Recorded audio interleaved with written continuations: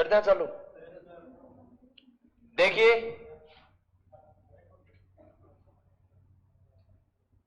गुप्तकालीन प्रशासन। देखिए, चाहे लोकतंत्र हो चाहे राजतंत्र हो, प्रजा के कल्याण के लिए प्रशासन की सख्त आवश्यकता है। और प्रशासन है वो सरकार व जनता के मध्य की कड़ी है, एक है या नहीं बताओ। अपन शिकायत किनके पास लेकर जाएंगे? मुख्यमंत्री के पास जाएंगे क्या? प्रशासन के पास। कोई भी आपकी डिमांड है, कोई काम करवाना है, तो हम जाएंगे किसके पास? प्रशासनिक कर्मचारियों के पास। जिस डिपार्टमेंट से संबंधित काम है उसी डिपार्टमेंट के जो प्रशासनिक अधिकारी हैं उसके पास जाएंगे। प्रशासन उनके स्तर पर निपटने का काम है वो अपने आप करेंगे।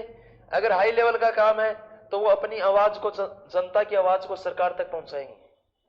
तो चाहे राजतंत्र हो चाहे लोकतंत्र, प्रशासन जनता व शासन के मध्य की एक मजबूत कड़ी है या नहीं बताइए। जैसे मीडिया, ये भी एक कड़ी है और कड़ी भी मजबूत है, वो लोहे वाली है या नहीं। जनता की आवाज को तुरंत कौन उठाता है? मीडिया उठाती है। और किसके पास पहुंचाती है? तुरंत सरकार के पास पहुंचाती है। और सरकार की जो योजना है वो हमारे तक पहुंचाती है। और इन पर अमल कौन करेगा? प्रशासन करेगा। तो देखिए, गुप्तकालीन प्रशासन।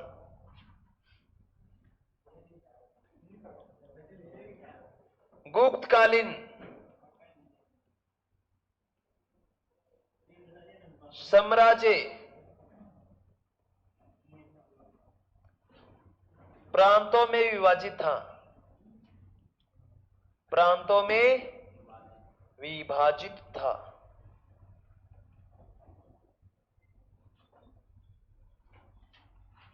प्रांतों को भुक्ति कहते थे।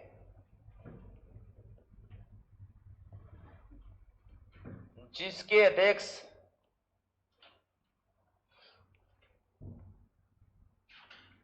को गोप्ता महाराज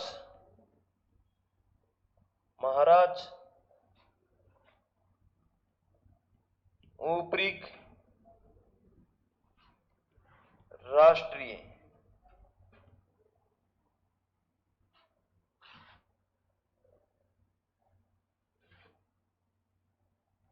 कहते थे। प्रांतों को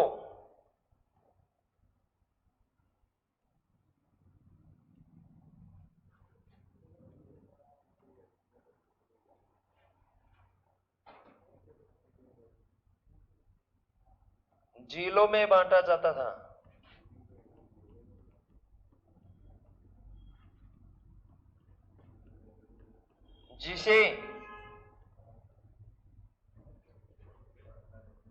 जिसे विषय कहते हैं। विषय व उसके अध्यक्ष को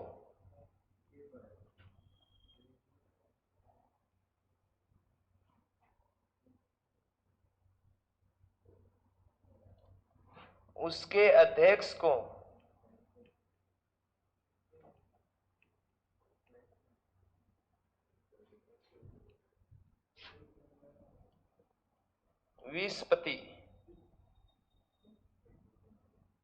कहते हैं।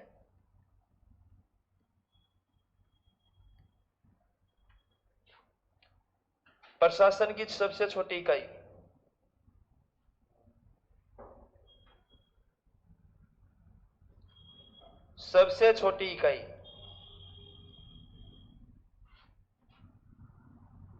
और सबसे छोटी इकाई कौन सी होती है बताओ?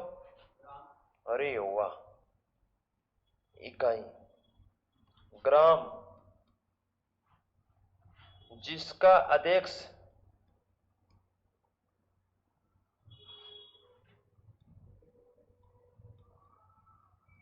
महत्तर भोजक होता था।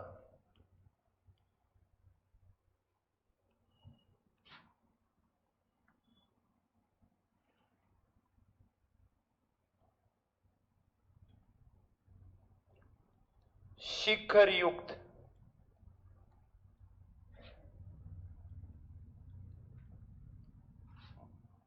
मंदिर के प्रमाण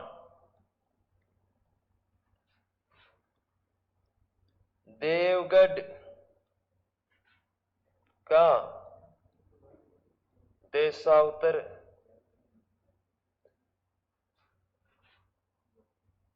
मंदिर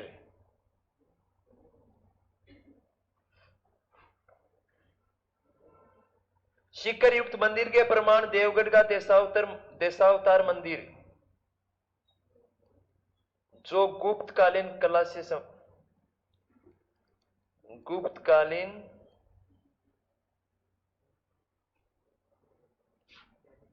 कला से बना हुआ था।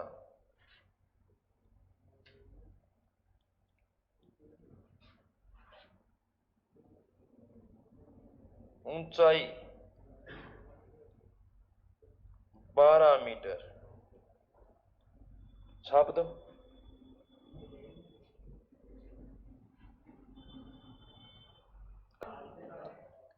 देखिए, गुप्तकालीन प्रशासन और प्रशासन सरकार की महत्वपूर्ण धुरी है। धुरी जानते हो क्या?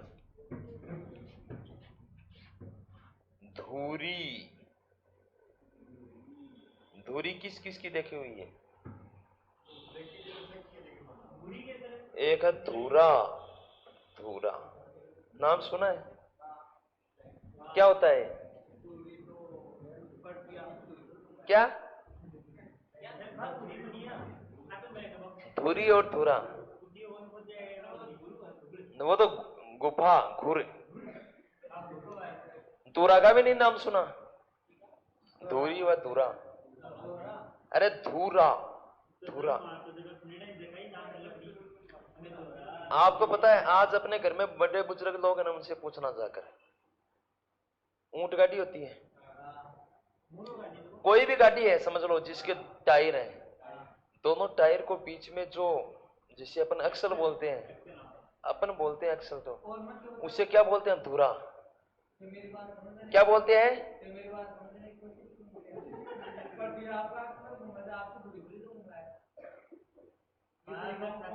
आपने तो पृथ्वी का अक्ष बताया था। तो देखिए, धुरी धुरा समझ गए ना? अब देखिए, मतलब प्रशासन को चारों ओर, सरकार को इधर से इधर, इधर से इधर, जनता को इधर से इधर घुमाने का काम कौन करता है? धुरा करता है, या धुरी समझ लो। तो ये धुरी कौन है? प्रशासन।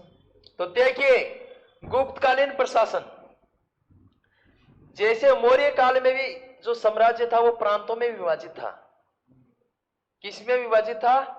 प्रांतों में। और मौर्य काल में कुल कितनी प्रांत थी?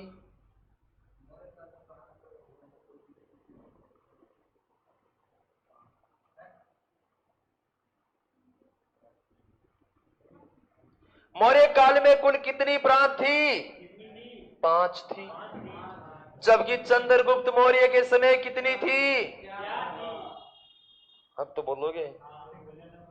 तो देखिए, जिस प्रकार मौर्य साम्राज्य में, जो मौर्य साम्राज्य प्रांतों में विभाजित था, उसी प्रकार गुप्तकालीन साम्राज्य में क्या था? प्रांतों में विभाजित था। जैसे प्रांत आज वर्तमान में अपन राज्य बोल रहे हैं उसको, उसी प्रकार वो भी उसी समय के क्या थे? राज्य। तो देखिए, संपूर्ण जो साम्राज्य था, जो अलग अलग प्रांतों में विभाजित था। तो देखिए, गुप्त काल में प्रांतों को क्या कहते थे? क्या कहते थे प्रांतों को? जबकि मौर्य काल में प्रांत को क्या कहते थे?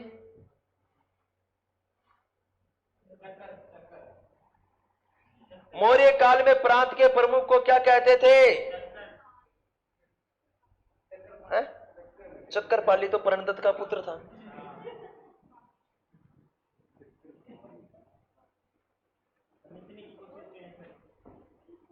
इसमें देखने का क्या फायदा है? देखिए, इसी प्रकार गुप्त काल में जो प्रांत का मुखिया होता था, अध्यक्ष, उसको कहते थे गोप्ता। क्या कहते थे? गोप्ता। उसे ही कहते थे महाराज। क्या कहते थे? उसे ही कहते थे ऊपरीक। क्या कहते थे? उसे ही कहते थे राष्ट्रीय। देखिए, गुप्त काल में प्रांत को क्या कहते थे? भुक्ति। आपको याद रखना है कि गुप्त काल में प्रांतों को क्या कहते थे? भुक्ति, जिसके अध्यक्ष को ऊपरीक, महाराज, गोप्ता, राष्ट्रीय। अभी लाकर दूंगा तेरे को कोफ्ता। आगे देखिए, संपूर्ण साम्राज्य प्रांतों में विभाजित था। अब प्रांत किसमें विभाजित थी? जिलों में। प्रांत किसमें विभाजित थी? जिलों में। लेकिन आपको पता है कि गुप्त काल में जिलों को क्या कहते थे? विषय। विषय क्या कहते थे? और इस विषय के मालिक को क्या कहते थे? अध्यक्ष को विषपति। विषपति मत कर देना, विषपति या विषयपति एक ही चीज है। विषयपति या विषपति। देखिए, प्रांतों को किस में बांटा गया था? जिलों में। प्रांतों को जिलों में बांटा गया था, लेकिन गुप्त काल में जिलों को क्या कहते थे? विषय। क्या कहते थे? विषय कहते थे।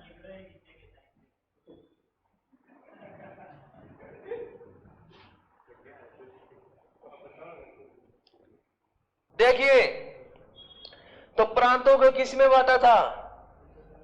जिलों में। जिलों को उस समय क्या कहते थे? विषय। और इस विषय के अध्यक्ष को क्या कहते थे? विषपति या विषयपति। याद हो गया? पक्का? किसी के कोई दिक्कत? साम्राज्य किस में बांटा हुआ था? प्रांतों में। प्रांत किस में बटी हुई थी? जिलों में। जिलों को किस नाम से जाना जाता था? विषय। विषय के अध्यक्ष को क्या कहते थे? विषपति या विषयपति। ओके।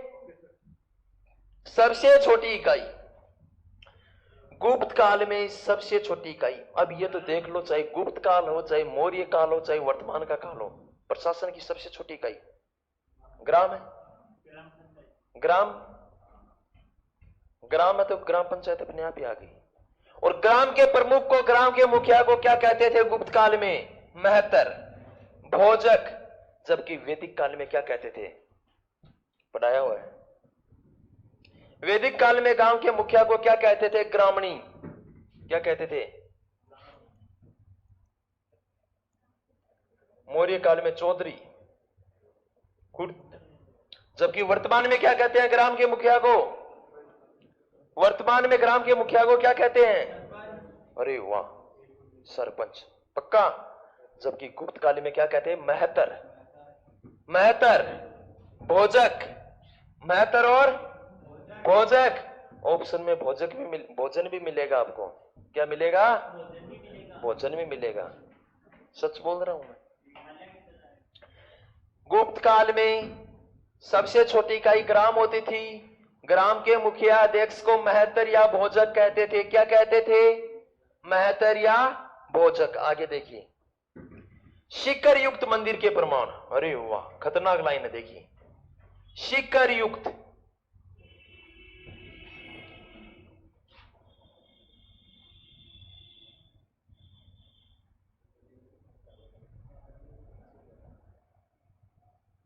ऐसे से देखा हुआ है क्या? शिखर। अरे चोटी नहीं, मंदिरों में होते हैं गर्भगृह, शिखर। अरे तो आपको इतना याद रखना है कि शिखर युक्त मंदिर के प्रथम प्रमाण किस काल के हैं? गुप्त काल में। गुप्त काल में बने थे ना, ऊपर वो। हाँ। देखिए, गुप्त काल में सर्वप्रथम शिखर युक्त मंदिर के प्रमाण किस काल में मिले? गुप्त काल में। क्योंकि उसी काल में गुप्त काल के शासकों ने अच्छे अच्छे मंदिर बनाए। और वो मंदिर कैसे थे? शिखर युक्त मंदिर थे। क्या थे? शिखर युक्त। और शिखर युक्त मंदिर के जो प्रथम प्रमाण था वो था देवगढ़ का देशावतार मंदिर। कौन सा है? देवगढ़ का देशावतार मंदिर। और ये देवगढ़ का देशावतार मंदिर कहां पर स्थित है? यह है यूपी में, उत्तर प्रदेश में, योगी के राज में। कुछ समझ में आ रहा है? देखिए, शिखर युक्त मंदिर के प्रमाण गुप्त काल के हैं। किस काल के हैं? गुप्त काल के। प्रथम प्रमाण कहां पे मिले? देवगढ़ के मंदिर का। देवगढ़ का देशावतार मंदिर जो गुप्त कालीन कला से बना हुआ है, जिसके इस शिखर की ऊंचाई कितनी है? 12 मीटर। 12 मीटर का मतलब लगभग 37.5 फीट के करीबन। समझ गए ना? आगे चलें क्या? पक्का?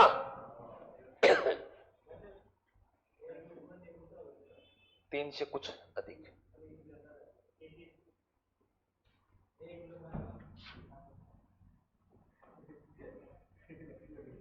गुप्त काल को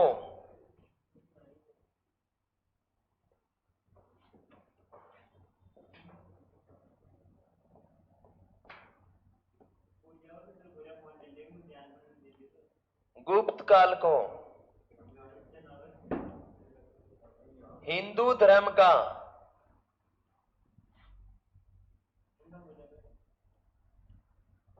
श्रवण काल कहते हैं।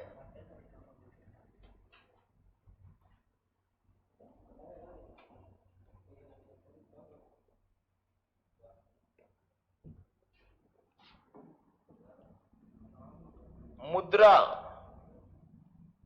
नंबर 1 रूपक, नंबर 2 दिनार, श्रवण मुद्रा।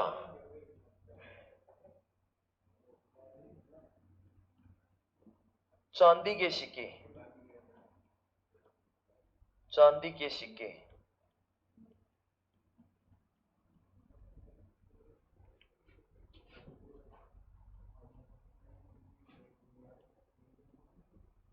गुप्त काल में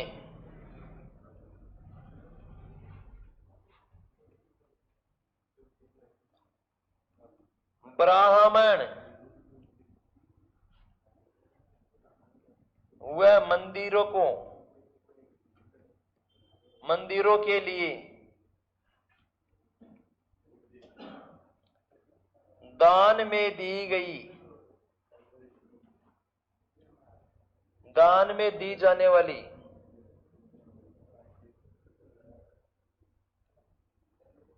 दान में देने वाली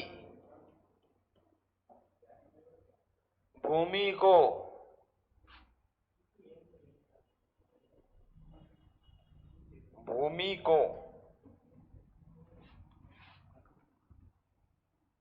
अगर भाग कहते हैं।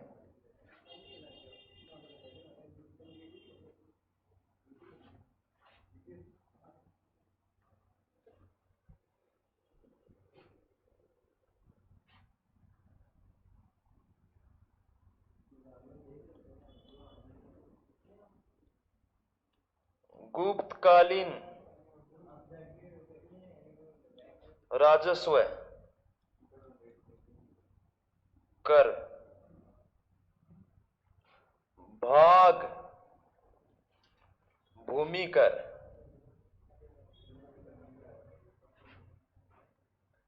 1/6 भाग, भोग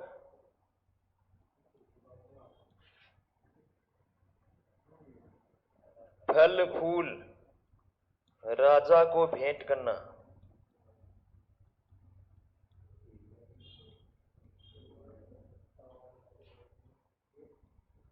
उद्रक स्थायी किसान से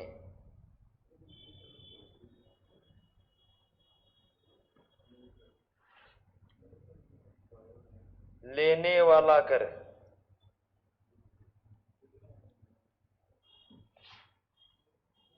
ऊपरिक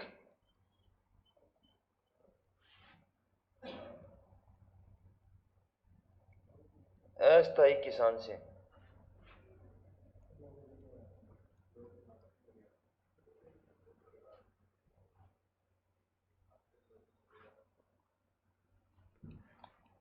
वन, टू, 3, 4 और 5 नंबर ये रहा।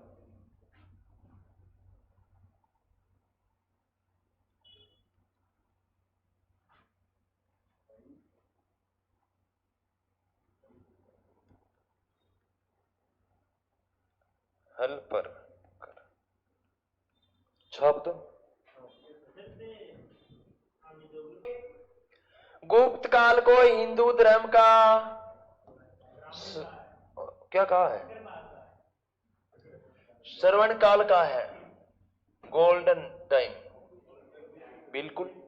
देखिए, हमारे हिंदू धर्म में देवी देवताओं को जितने अच्छे मंदिर हैं, जितने अच्छे मंदिर गुप्त काल में बने, इतने मंदिर किसी भी काल में नहीं बने। तो बताओ, हिंदू धर्म के लिए श्रवण काल था या नहीं था? भारतीय इतिहास के किस काल को श्रवण काल कहा जाता है? गोल्डन टाइम, गोल्डन पीरियड किसे कहते हैं? गुप्त काल को। किसको? और ये क्वेश्चन है ना, ये अच्छे से याद रख लेना भाई, बहुत बार पूछते हैं इस क्वेश्चन को।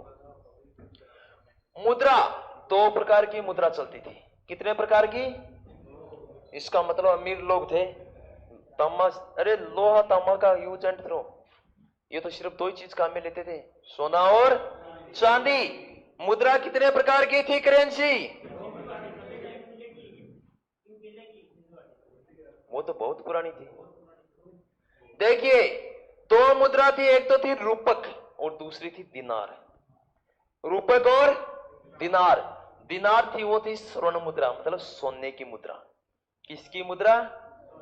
सोना, ये नहीं कि मुद्रा के ऊपर सोना, सोना मतलब गोल्ड की, समझ गए ना। रूपक चांदी के सिक्के, नहीं क्या पता, ये समझ जाओ कि तकिया लगा के सोने वाली मुद्रा। रूपक मतलब चांदी की मुद्रा, दिनार मतलब सोने की मुद्रा। कितनी प्रकार की चलती थी? दो, रूपक और दिनार। दिनार सोने की थी या चांदी की? जबकि रूपक चांदी की। देखी, गुप्त काल में ब्राह्मण वह मंदिरों के लिए दान, बिल्कुल आज भी देते हैं मंदिरों में और ब्राह्मणों को दान। और इस समय तो सीजन चल रही है ब्राह्मणों के दान की, श्राद्ध पक्ष चल रहा है।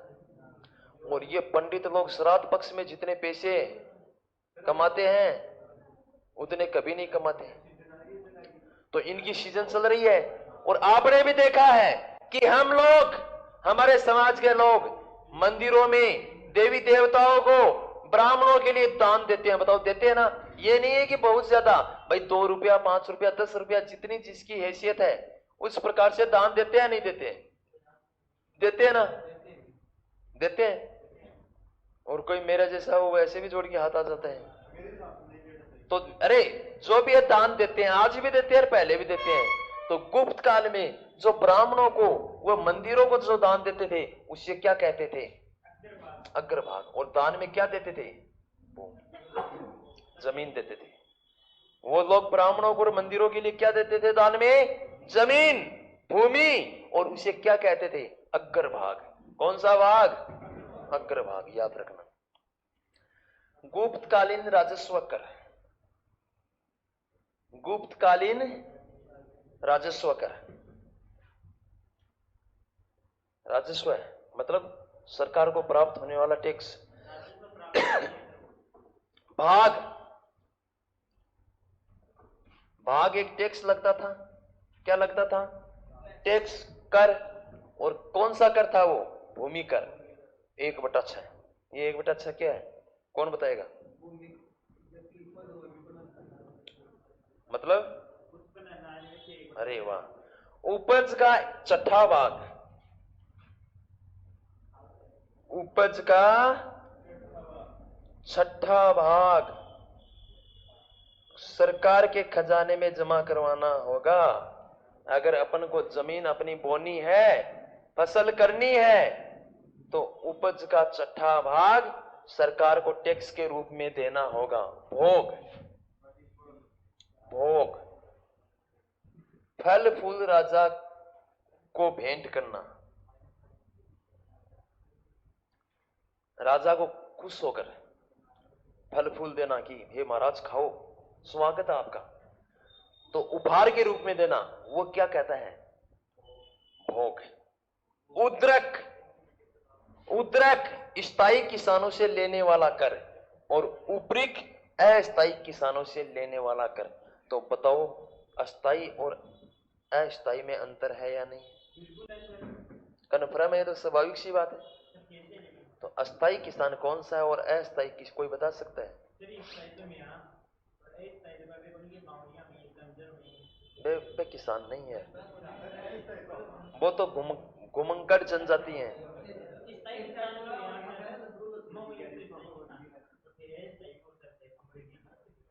नहीं, मैं भी स्थायी किसान हूं। ये बात काम की है।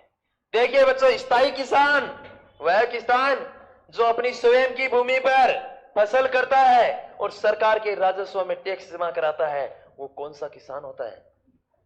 और कुछ लोग जो भाई देखभाल नहीं कर सकते अपनी फसल को, वो दूसरे लोगों को किसी भी प्रकार से परसेंट के हिसाब से या उपज के आधार पर आधी रो 500 रो कैसे भी दूसरे को बोने के लिए देते हैं। तो वो अस्थायी, स्वाभाविक है, कभी भी हम उसको मना कर सकते हैं भाई अब अपनी फसल खुद बोएंगे, मना कर सकते हैं ना। तो वो लोग कैसे होंगे? अस्थायी। तो देखिए, स्थायी किसानों से जो टैक्स लिया जाता था वो था उद्रक। कौन सा था?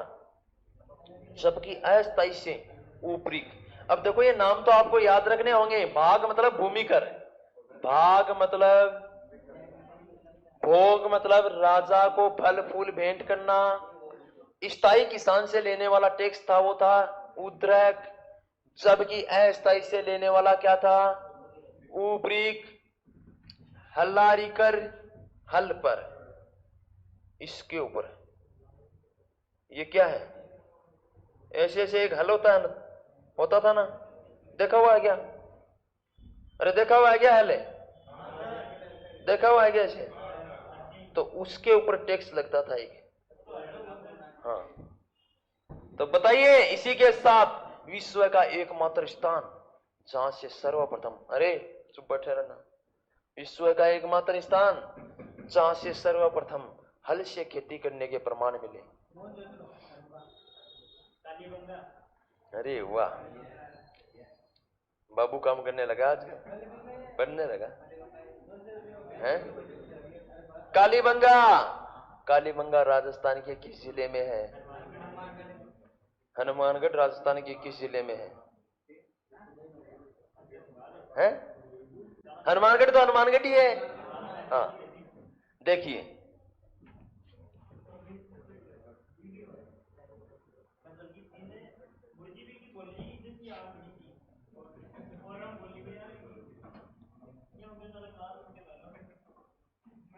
अलग अलग प्रशासनिक अधिकारी।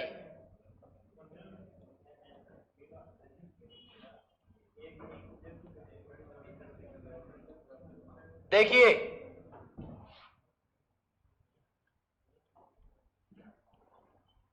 कुमारा माते, सामने लाइन खाली रखना भाई, सिर्फ एक लाइन जिस लाइन में लिखते हो वही। जैसे यहां लिख दिया नाम, डैश लगाई, खाली छोड़ दो, ठीक है ना?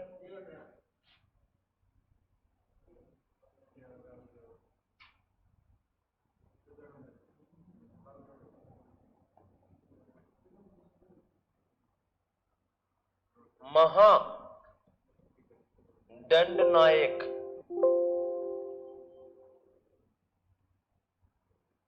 महा दंडपाशिक,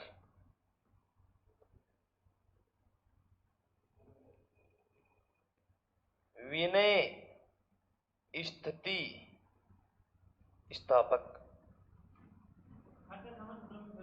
हाँ, सबके।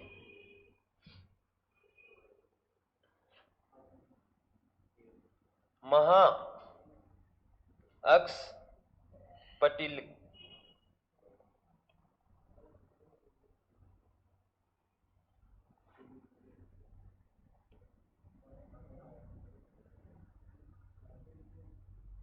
संधि विग्रह,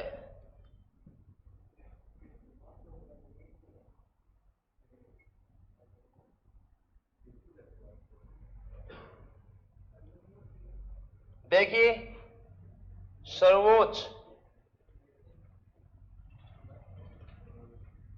प्रशासनिक अधिकारी,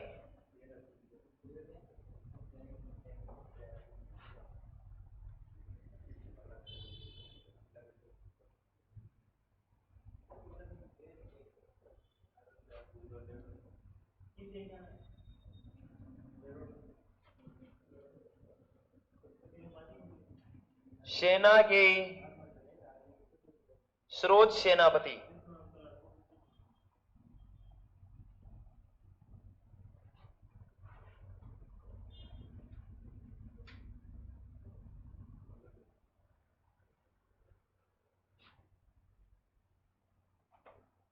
मुख्य न्यायिक अधिकारी।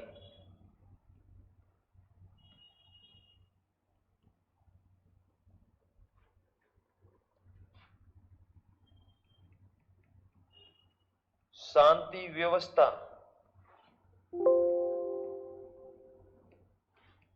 स्थापित करने वाले।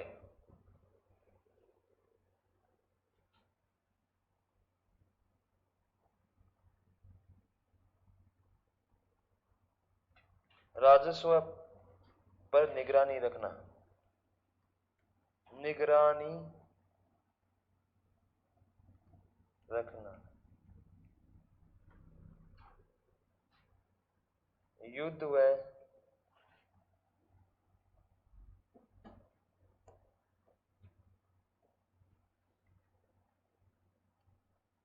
संधि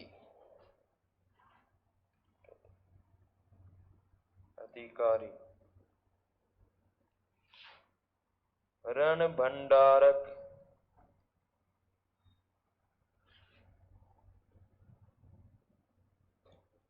सेना को आवश्यक सामग्री की पूर्ति करवाना।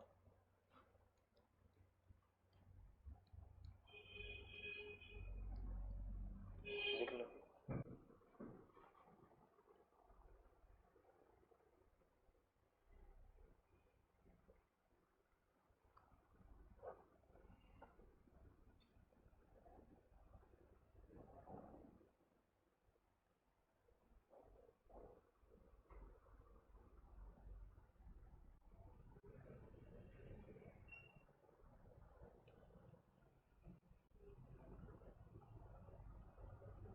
अलग अलग अधिकारी अलग अलग डिपार्टमेंट से संबंधित।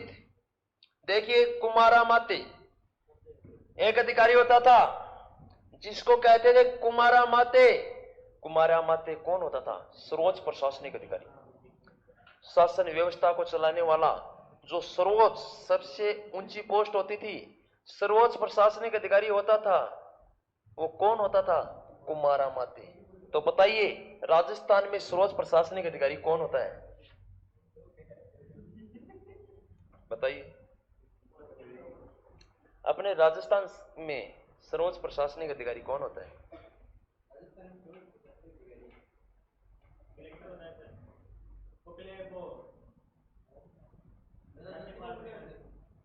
राज्यपाल। वो तो एक संवैधानिक पद है, कर्मचारी थोड़ी। प्रशासनिक अधिकारी। कलेक्टर तो जिला का सर्वोच्च प्रशासनिक अधिकारी होता है। संभागीय आयुक्त, उस मेरे को नहीं पता उनसे ऊपर क्या होती है। अत्ता पोड़ा टापर है?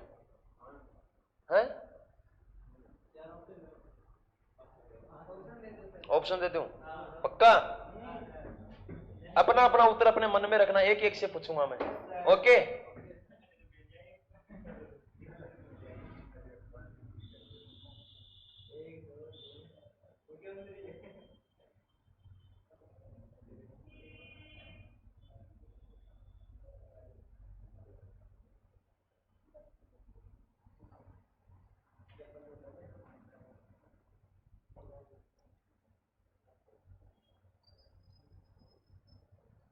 मुख्य कार्यकारिणी अधिकारी, ये तो है ए और ये है बी।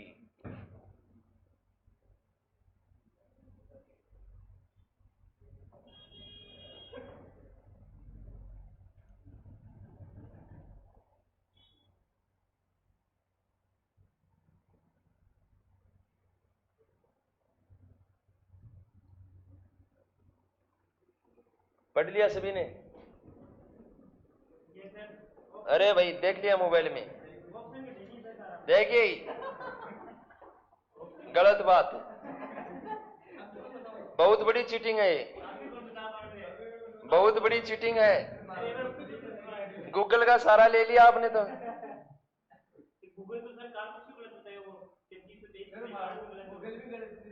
गूगल गलत देता है, लेकिन गूगल पे क्या 50% चीज सत्य है, 50% त्रुटि है। तो देखिए पहले, हाँ देवी आप देवानी पूछा पली धीरे से बता दे मन जोर से है बी। अरे हुआ बी, अब सभी भी बता देना, चेंज कर दे अब तो मौका है। कौन करें? हाँ बी ऑप्शन, डी, हाँ D for dog, B Rahul, B D B, हाँ डी। अब ध्यान से सुनो एक मिनट, इधर देखिए, आयो ऊंट पहाड़ के नीचे। मुख्य कार्यपालक, मुख्य कार्यपालक कौन होता है? ये तो एक संवैधानिक पद है, राज्यपाल होता है। राज्यपाल एक संवैधानिक पद है या नहीं है? तो ये यहाँ पे क्या हो गया? सीओ, मुख्य कार्यकारिणी अधिकारी, जो जिला परिषद में बैठता है। तो ये सही है गलत? मुख्य सचेतक, ये सरकार में होता है, जो निर्वाचित विधायकों में से एक को बनाया जाता है। तो ये सही है गलत? मुख्य सचिव सुधांश पंत, वर्तमान में कौन है मुख्य सचिव? सुधांश पंत। और उनसे पहले कौन थी? उषा शर्मा। क्यों? अरे इतनी चीज नहीं ध्यान में।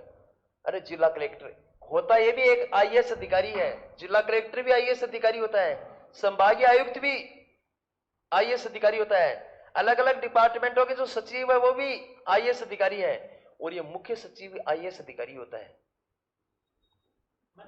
लेकिन सर्वोच्च अपने राजस्थान की स्तर से जो ऊंची पोस्ट है, सर्वोच्च प्रशासनिक अधिकारी है, वो कौन सा है? मुख्य सचिव। कुछ समझ में आया क्या? ये मुख्य सचिव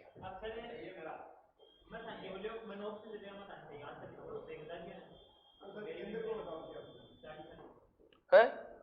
नहीं मराओगे यार। अच्छा देखो जल्दी से आ जाओ, मुद्दा पर है, डेयरी मिल लगा के नहीं। देखिए सर्वोच्च प्रशासनिक अधिकारी को गुप्त काल में क्या कहते थे? कुमारा माते महादंड नायक। दंड देने का अधिकार किसको है? दंड देने का अधिकार किसको है? प्रशासन को, प्रशासन को, न्यायपालिका को। किसको है? न्यायपालिका को। और न्यायपालिका में दंड देने वाला जो सर्वोच्च अधिकारी होता है वो कौन होता है? न्यायाधीश। कौन होता है? महादंड नायक।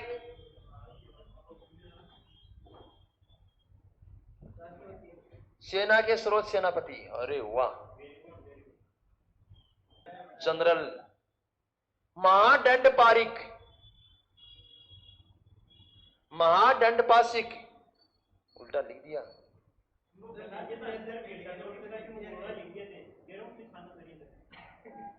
डिलीट करना भाई यहां से। तो ये कौन होता था? मुख्य न्यायिक अधिकारी। और मुख्य न्यायिक अधिकारी को क्या कहते थे? महादंड नायक। महादंड पासिक, पासिक मतलब पै फॉर पुलिस। अपराध करने वालों को ठुकाई कौन करता है? पुलिस। महादंड पासिक। विनय स्थिति स्थापक, विनय मतलब शांति, शांति की स्थिति की स्थापना करने वालों को क्या कहते हैं? विनय स्थिति की, विनय स्थिति स्थापक, शांति व्यवस्था बनाए रखने वाले। महाअक्सपटलिक, आंखों से चौकन्ना रहना। कौन रहेगा? तिजोरी पर ध्यान बना के रखना, राजस्व पर निगरानी रखना, वरना तो जो आएगा वही जेब भर के ले जाएगा। समझ गए ना, व्यर्थ में खर्चा हो जाएगा। संधि विग्रह, संधि का अर्थ होता है समझौता करना, और समझौता करने वाला जो युद्ध व संधि करने वाला जो अधिकारी होता था वो क्या कहलाता था? संधि विग्रह। रण भंडारक, भंडारक मतलब भंडारण करना, रण मतलब युद्ध सामग्री का, और युद्ध सामग्री की पूर्ति कराने वाला, सेना के पास भेजने वाला जो अधिकारी होता था उसे क्या कहते थे? रण भंडारक। महा बलाधिकृत,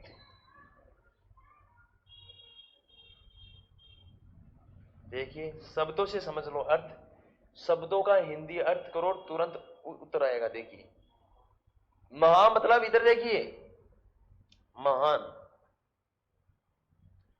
बल मतलब ताकत,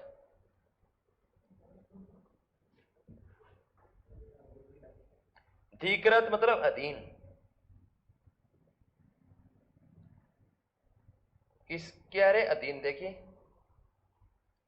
अधीन। अब देखिए संख्याओं, सिर्फ शब्द का अर्थ कर लीजिए, अपना उत्तर अपने आप सही हो जाएगा। महा मतलब महान, इतना तो आता है ना। बल मतलब ताकत, धिकृत मतलब अधीन। अपने भारत की ताकत किसके अधीन है? सेना के अधीन। सेना, राष्ट्रपति, प्रधानमंत्री, वो भी किसकी ताकत से सुरक्षित है? किसकी ताकत से सुरक्षित है बताइए? सेना की ताकत से। सुनो, राष्ट्रपति है, जो भी है वो, इसकी सुरक्षा कौन करता है? अपन लोगों की सुरक्षा कौन कर रहा है? सेना, सेना कर रही है। तो सेना का जो सर्वोच्च अधिकारी होता है उसे क्या कहते हैं? महाबलाधिकृत। सेना का सर्वोच्च अधिकारी।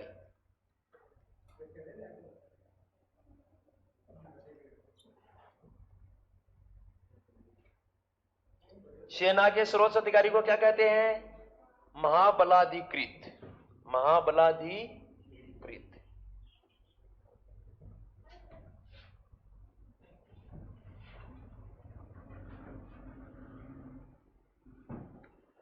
गुनहगार को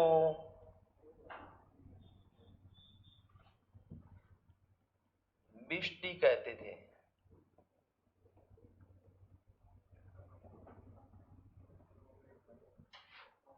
बयाना भरतपुर, बयाना भरतपुर से गुप्तकालीन सिक्कों का भंडार मिला, सिक्कों का भंडार मिला था।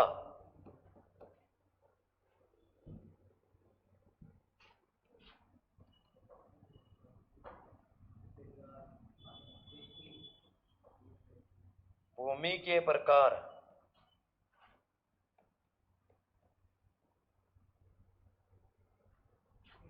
क्षेत्र, वास्तु, खिल, अपृत, उपजाऊ भूमि,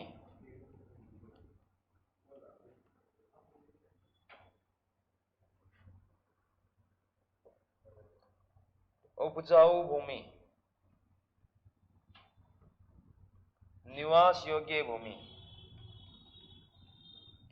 निवास योग्य भूमि,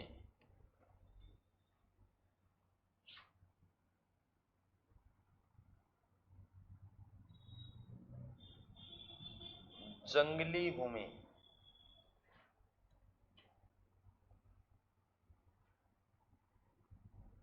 बंजर, ऐसी भूमि जिसको कभी भी काम में नहीं लिया, नहीं लिया।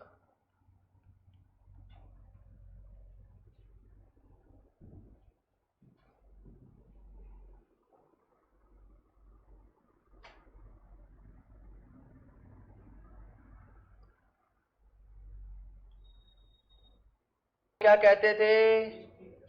बताओ रे टबरियो, क्या कहते थे? बिष्टी। अब तो बात आएगी करेंगी सर पल्ली मुर्गी है अंडा आयो, जवाब क्या को दूं? देखिए इधर देखिए, गुप्त काल में बेगार को क्या कहते थे? बिष्टी। क्या कहते हैं? बेगार जानते हो क्या? पहले दास का नाम सुना? दासों का उसी प्रकार मतलब बेगार पर था, मतलब ठेके पर लोगों को रखते थे मजदूरी के लिए, तो उस बेगार को क्या कहते थे? बिष्टी। बयाना भरतपुर, अपने भरतपुर में एक स्थान है उधर पूर्व की तरफ। बयाना कहां पे है? भरतपुर में। बयाना भरतपुर से गुप्तकालीन सिक्कों का भंडार मिला। किसका मिला? सिक्कों का भंडार मिला। इसका मतलब यहां पर भी गुप्तकालीन शासक आए थे। आए थे या नहीं? अनुमान लगाएंगे या नहीं लगाएंगे? अपने नौलगढ़ में तो नहीं मिले, बयाना में क्यों मिले? इसका मतलब वहां पर वो लोग आए थे, रुके थे, रहे थे। ये अपन सिद्ध कर सकते हैं। क्यों कर सकते हैं? क्योंकि गुप्तकालीन सिक्कों का भंडार कहां मिला? बयाना भरतपुर में। याद रखना, राजस्थान का एकमात्र स्थान जहां से गुप्तकालीन सिक्कों का भंडार मिला, बयाना भरतपुर। राजस्थान का एकमात्र स्थान जहां से गुप्तकालीन अवशेष मिले, अब वो कौन सा है? अब तो दिमाग में लगा होते, यही तो कमी है थारी। आपको अगर डायरेक्ट पूछते हैं कि राजस्थान का एकमात्र स्थान जहां से गुप्तकालीन मुद्रा मिली, सिक्कों का भंडार मिला, तब तो आपने मैंने लिखवा दिया, तब आप तुरंत बता दोगे भरतपुर। लेकिन आपसे पूछा कि राजस्थान का एकमात्र स्थान जहां अवशेष, अरे अवशेष मतलब उसके कुछ अवशेष मिले, सिक्के भी अवशेष ही तो है। तो दिमाग ना साइड में इधर उधर किया करो थोड़ा, ठीक है ना? अब वो चांदी के और सोने के दो ही थे वहां तो। आगे देखिए, भूमि के प्रकार। गुप्त काल में जमीन कितने प्रकार की थी? 4 प्रकार की। कितने प्रकार की थी? नंबर 1 क्षेत्र। एक जमीन का भाग हुआ करता था, उसे क्या बोलते थे? क्षेत्र भूमि। क्षेत्र भूमि कौन सी? उपजाऊ भूमि, जहां पर किसान फसल करते थे। ऐसी भूमि जो अच्छा अनाज की पैदावार देती थी, उस उपजाऊ भूमि को क्या कहते थे? क्षेत्र कहते थे। क्या कहते थे? क्षेत्र। वास्तु। वास्तु मतलब रहने योग्य भूमि। वास्तु मतलब रहने योग्य भूमि, निवास। ये कहीं राम निवास की भूमि नहीं है, कहीं आप समझ बैठो कि वास्तु मतलब निवास योग्य भूमि। ये राम निवास जो ना अपना होता है ना कोई राम निवास, उस निवास की भूमि नहीं है।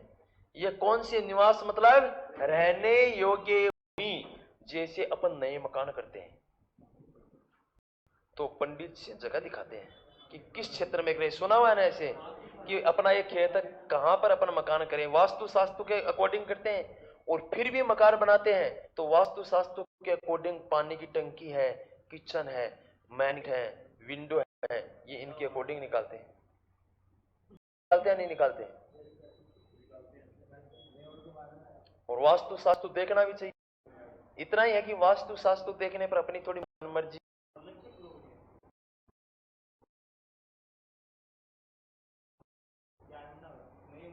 तेरो लक्ष्य बिहार में पूरा हो, पूरे पूरे कटे को नहीं हो। देखिए इधर, देखिए इधर,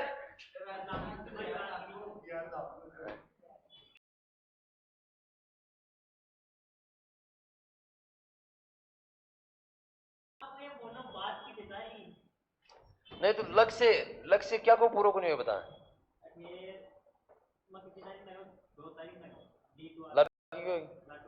देखिए, गुप्त काल में जमीन के कितने भाग थे? 4। जो उपजाऊ थी, जहां पर अच्छे अनाज की पैदावार होती थी, उसे क्या कहते थे? क्षेत्र। जहां पर मकान बनाकर नगर के लोग रहते थे, वो भूमि कौन सी थी? वास्तु। खिल बंजर भूमि, ऐसी भूमि जिस पर कभी भी हम लोगों ने फसल नहीं की है, जिसमें आंकड़ा, कंटीली झाड़ियां, अपनी भाषा में बता रहे हो, पढ़ाते हैं रियल में आपके पतो आंकड़ा हा कौन, मतलब समझ गए ना? जैसे 5-10 सालों से अपने आसपास में कोई खेत को नहीं बुआई कर रहे हैं तो वो जोड़ की तरह जंगल हो जाएगा, तो उस अनुपजाऊ हो जाती है वो, फिर उसको सही करने के लिए बहुत मेहनत करनी होती है। तो ऐसी भूमि को कहते हैं खिल। अप्रथ जंगली भूमि, गौचर भूमि, समझ गए ना, गौचर भूमि जोड़े जोड़।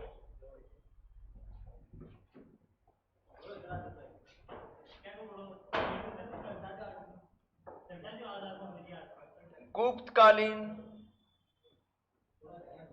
कला, गुप्तकालीन कला। अब मैंने आपको पहले भी बताया था कि गुप्त काल जो कला के क्षेत्र में इतना विख्यात था, इसीलिए हिंदू धर्म में गुप्त काल को क्या कहते हैं। अब ये दो ही कला में निपुण थे। एक तो थी मंदिर निर्माण, कौन सी कला, मंदिर निर्माण, और दूसरी थी चित्रकला, कौन सी थी, चित्रकला। और गुफाओं में चित्र बनाते थे, किसमें बनाते थे, अजंता की गुफा और बाघ की गुफा, नाम सुना है। तो देखिए लास्ट एंड फाइनल, गुप्तकालीन कला नंबर 1 मंदिर निर्माण कला। मंदिर निर्माण कला के मुख्य मंदिर, मुख्य मंदिर देखिए, देवगढ़ का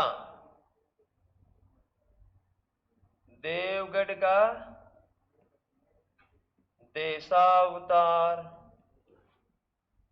मंदिर, जो कहां पर स्थित है, यूपी।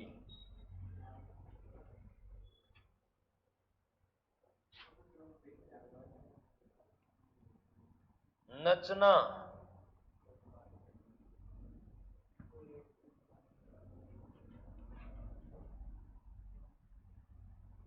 कुठारा मंदिर, ये कहां पे है, मध्य प्रदेश।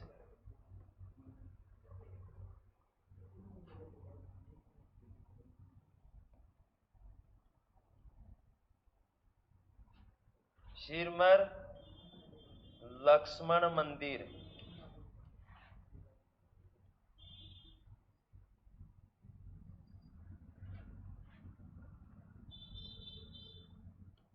छत्तीसगढ़।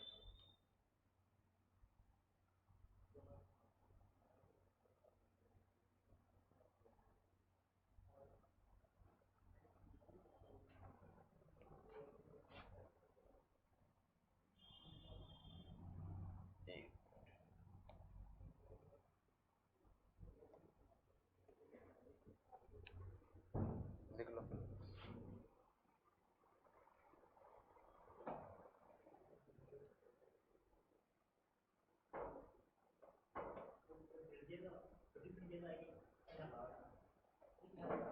निकले,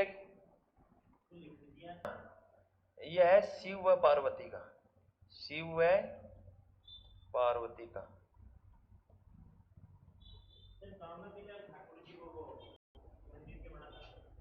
मन तो पत्तों को नहीं भाई चीज को।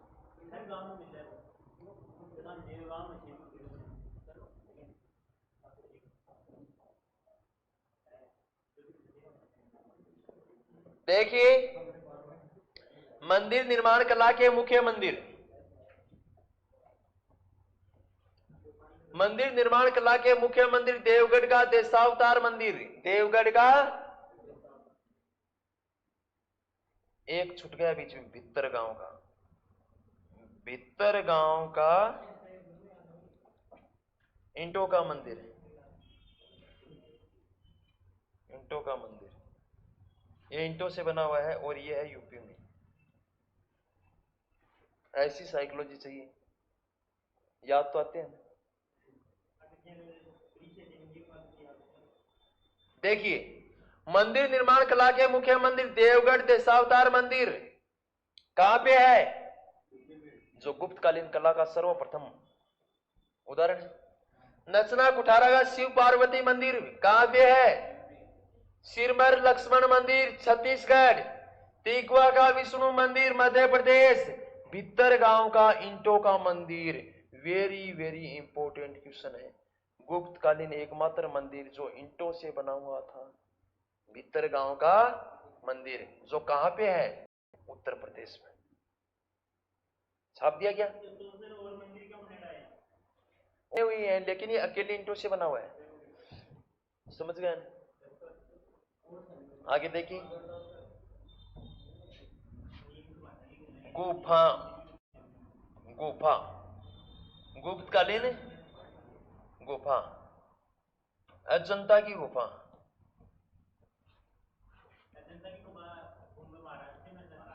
कहां पे है? महाराष्ट्र।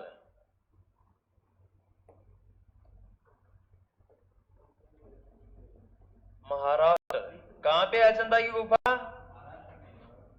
29 गुफाओं का समूह है। मतलब कितनी गुफाएं वहां पे? ब्राह्मण व बौद्ध धर्म से संबंधित है, बौद्ध धर्म से संबंधित है।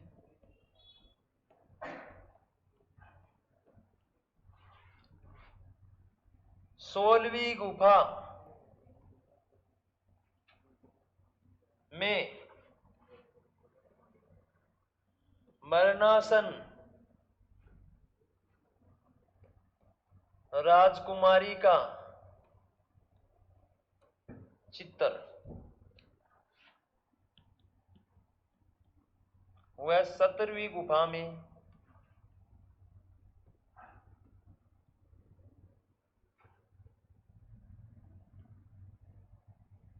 महात्मा गौतम बुद्ध का जन्म, मृत्यु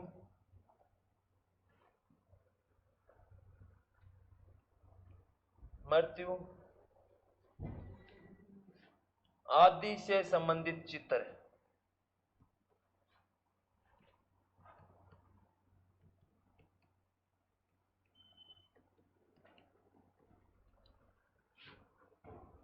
ये तो हो गई अजंता की गुफा। अब है बाघ की गुफा। यहां पे कितनी गुफा थी? 9। कितनी गुफा थी? 9।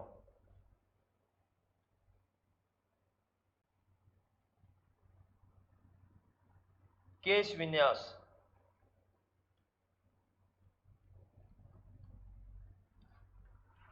सांसारिक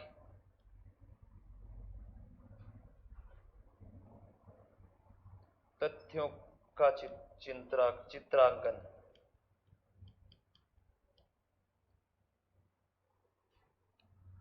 इसकी खोज की थी सर एलेक्जेंडर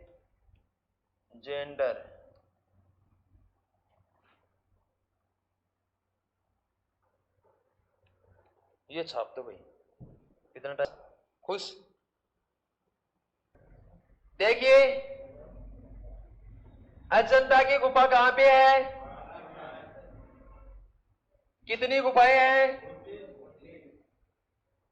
कितनी गुफाएं हैं? 29। और किन के लिए है ये 29 गुफा? ब्राह्मण व बौद्ध धर्म से संबंधित है। किन से संबंधित है?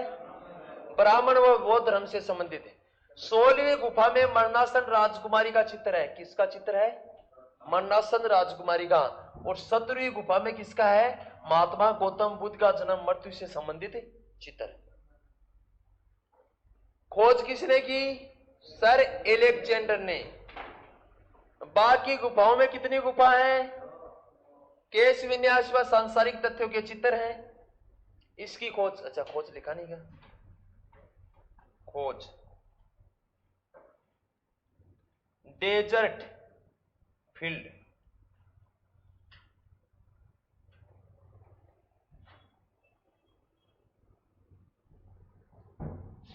नोट भूमरा का शिव मंदिर मध्य प्रदेश में है, जो गुप्तकालीन कला का उदाहरण है।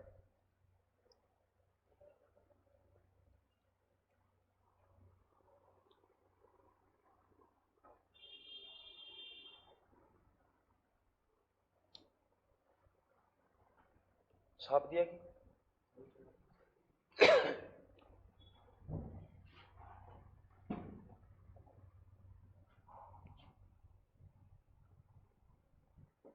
देखिए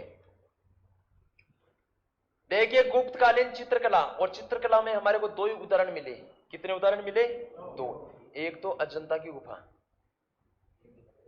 एक बाघ की गुफा। अजंता में कितनी गुफा थी? 29। और बाघ में कितनी थी? 29 के लास्ट में 9 और यहां सिंगल 9। याद हो गई? 29 और 9, ये तो कन्फर्म है यहां तक? 29 थी और 9 थी। अजंता की गुफा का संबंध था बौद्ध धर्म और ब्राह्मण से संबंधित चित्रांकन। मतलब इन गुफाओं पर चित्र किसके थे? ब्राह्मण या बौद्ध धर्म से संबंधित। जबकि इस पे बाघ की गुफाओं पे किसके थे? केश विन्यास। केश विन्यास का मतलब समझ गए? ये क्या है? और महिलाएं केश विन्यास करती हैं नहीं करती हैं? इसका मतलब सांसारिक तथ्य, यहां पर अधिकांश चित्रांकन किसके थे? महिलाओं की, और केश विन्यास करते हुए। इसकी खोज किसने की? सर एलेक्जेंडर ने। अजंता की गुफा की खोज किसने की? सर एलेक्जेंडर ने। जबकि बाघ की गुफा की खोज किसने की? डेजर्ट फील्ड ने। अब देखो याद करने की अच्छी चीज क्या है, आपसे पूछा जाएगा सिर्फ इस गुफा कुछ नहीं है, इंपॉर्टेंट चीज यही है कि मरणासन राजकुमारी के चित्रांकन किस गुफा में किया गया था। या तो आपसे डायरेक्ट पूछेगा अजंता की गुफा बाघ की ऐसे, तो अजंता में हो गया, या फिर किस गुफा में, तो नंबर आएंगे 10वां 15वां 16वां 17वां ऐसे। तो मरणासन राजकुमारी का चित्र कौन सी गुफा में था? 16वीं में। जबकि महात्मा गौतम बुद्ध से संबंधित जो चित्र थे, उसका जन्म मृत्यु आदि, वो कौन सी गुफा में थे? 17वीं में। तो इतना याद रखना है कि मरणासन राजकुमारी का चित्र कौन सी में था, और महात्मा गौतम बुद्ध से संबंधित। अब ये बताओ, ये अपना चैप्टर तो कंप्लीट हो गया है।